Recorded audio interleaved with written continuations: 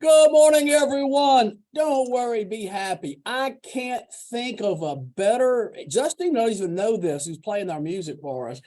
That might be the perfect theme song for the subject today. Don't worry, be happy. By the way, I want to thank Matt and Bang and for a couple of people who texted into me as well with our good wishes this morning. I always love when y'all pop in and some of you add things to this. So appreciate that very much. So today, here's the subject. You ready? Don't worry, be happy. And guess what? Your salesperson just walked in and it's 7 o'clock at night and got a deal on a customer who's paying cash. Now what's our attitude going to be like? So let me ask you a question. What is your first goal with this customer? Salesperson brings you a deal and says they got a cash or credit union customer, either one. Right now, we're going to use those the same. All right. What's your first goal? Is it to get the conversion? Is it to have the salesperson go out and offer financing to the customer? Or is it to sell or offer your consumer product options?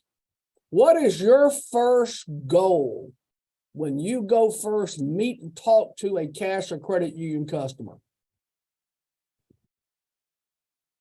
Let's get some answers here. Let's see what we got here, okay? Get the conversion. 24% of y'all said that is your first goal. All right, 76%, the vast majority, of course, said what? Let's offer products first. If you're worrying about getting the conversion, then the topic right now is especially for you. Okay. Now, how can you best achieve your goal? Okay. Have your salespeople ask the customer why they want to pay cash or go to the credit union. So you'll have an idea from the salesperson when you review the deal. Have the salesperson go through a brochure presentation with the customer, or mechanical at this point, or give a great VIP presentation. How can you best achieve whatever your goal is at this point? Give a great VIP presentation. Now, 100% of you said that is what you need to be doing. But 24% of you said, let's worry about getting the conversion first. All right, let's melt all this a little bit, okay? By the way, overwhelmingly, what is the number one complaint that salespeople have about their F&I department? Is it they don't get enough deals bought? Is it a bad attitude on cash or credit union deals? Or it takes too much time? What is the number one complaint that your salespeople have about dealing with a cash or credit union customer, or dealing with the F&I department, excuse me, and what their complaint is about what you're not doing?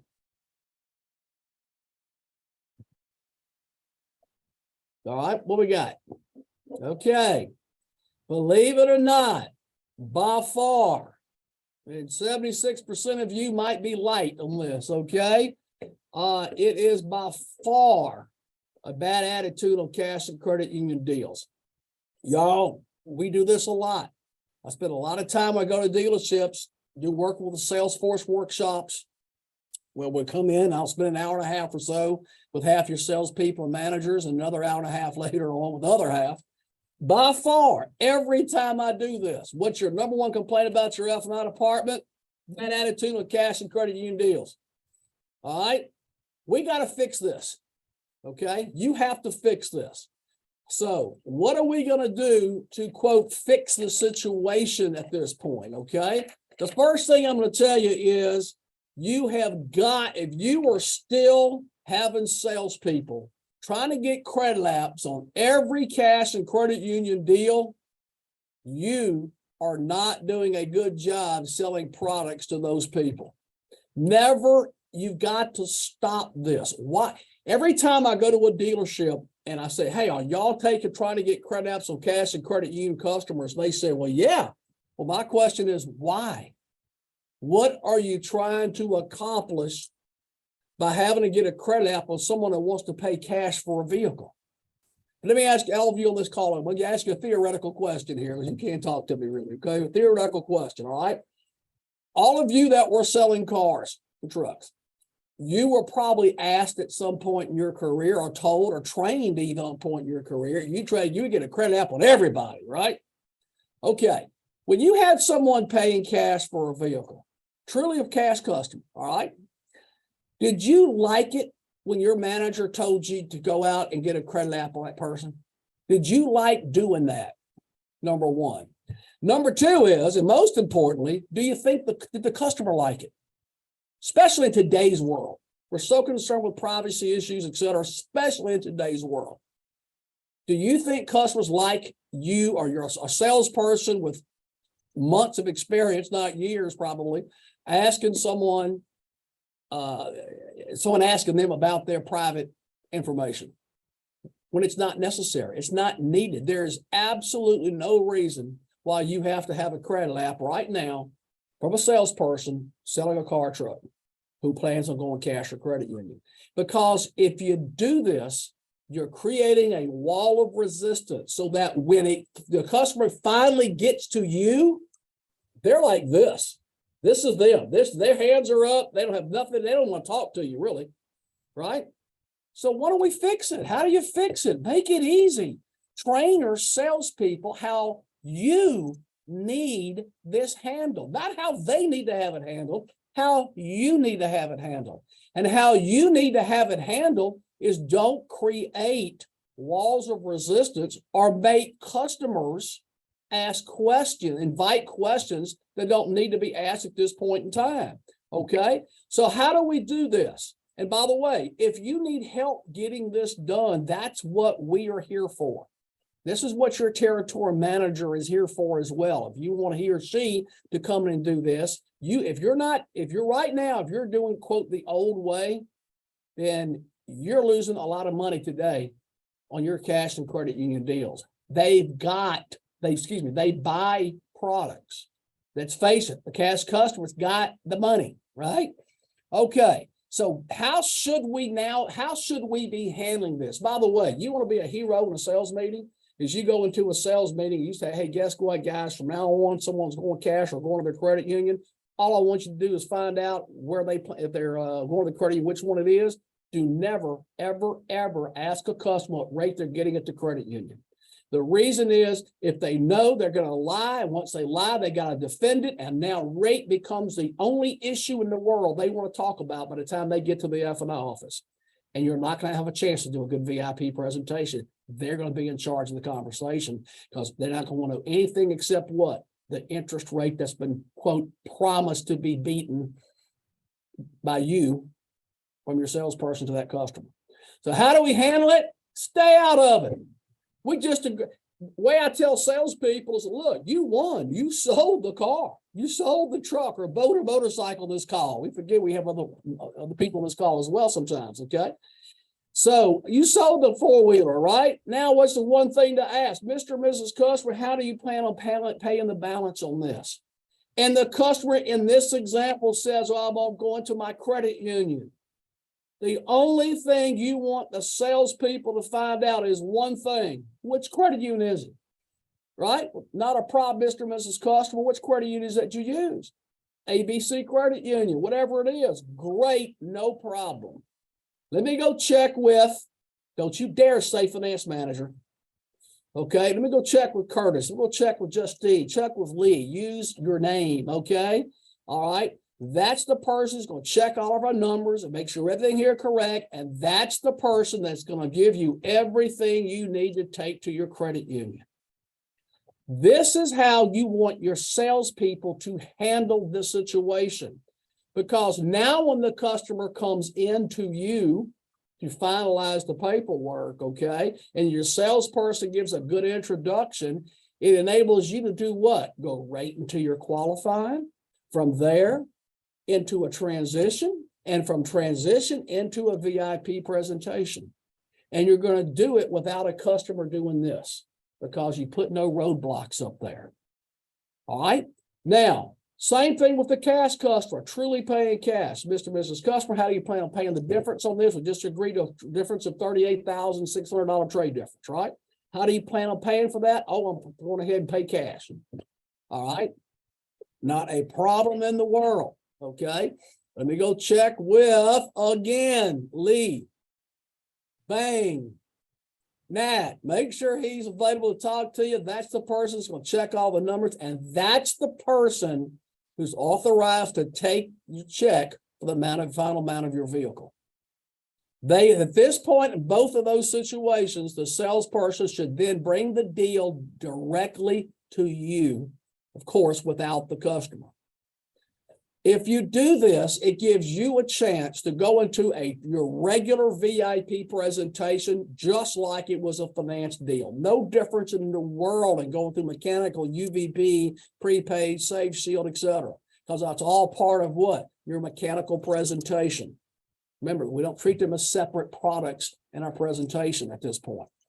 So, if you do this, after this, then after you go through the VIP presentation, Mr. and Mrs. Customer, you said earlier you're paying cash. You said you're going to your credit union. Is there any particular reason you're looking to pay cash or wanting to go to your credit union today for financing? And listen to what they say, because then you are now set up for the so to speak, transitional close that gets the customer's attention on that cash or credit union, which I talked about the other day. You know, Mr. and Mrs. Customer, based on what you told me earlier, I'm really surprised you're looking to pay cash for a car today. I'm really surprised you're looking to go to your credit union today, especially in today's economy. Because when you say those words, you now have their attention. Don't know if you'll get the conversion or not, but at least you got their attention to talk about why they should be financing with you versus paying cash or going to their credit union. And by the way, while they're there in front of you, give them a menu or even a lease payment to every cash and credit union customer. At the end of the VIP presentation, give them a menu, give them a payment presentation, just like they were a finance customer. Because you know what? You'll pick up a couple conversions a month just by doing that you might not be getting right now. Now, by the way, if they're a low mileage driver, I'm going to offer them a lease payment as well. You got your lease available in this vehicle? This is the time to bring it up, especially to the cash customer or even the credit union customer. They don't have a lease to compare with, right? So, final notes on conversions to wrap this up. F&I steps to the sale doesn't change. Review deal, meet and greet, qualified, mechanical, VIP, product presentation, right? After the product VIP presentation, Mr. and Mrs. Customer, is there any particular reason you're looking to pay cash today? Well, let me show you why most people in your position don't want to pay cash for cars today.